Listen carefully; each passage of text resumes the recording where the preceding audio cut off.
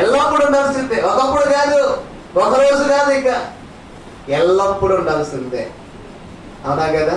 క్రీస్తును తెలుసుకోకపోయినా ధైర్యంగా ఉండాల్సిందే.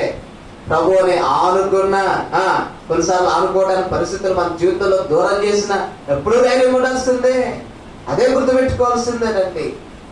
వస్తాయి మన జీవితంలో, నిందలు వస్తాయి, అవమానాలు వస్తాయి,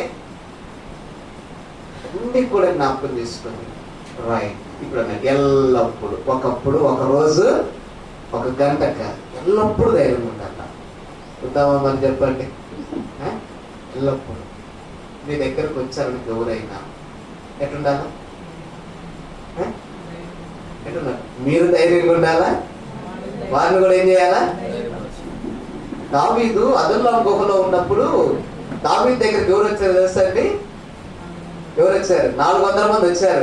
ఎలాంటి వాళ్ళు వచ్చారు చెప్పండి? ఎలాంటి వాళ్ళు వచ్చారు?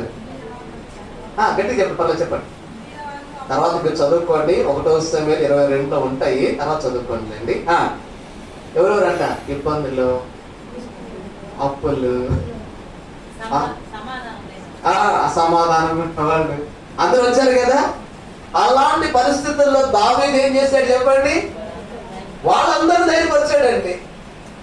దావీదు ఉన్న పరిస్థితి సౌలుకు భయపడి ఏం చేస్తున్నాడు చెప్పండి?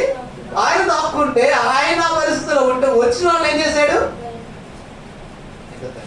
ఈరోజు పిల్లలకి జ్ఞాపకం పెట్టుకో, ఒక విశ్వాసిగా, ఒక సేవకునిగా మనం ధైర్యంగా ఉంటే, మన దగ్గరికి వాళ్ళు వస్తున్నప్పుడు మనం వాళ్ళని ఏం చేయాలా?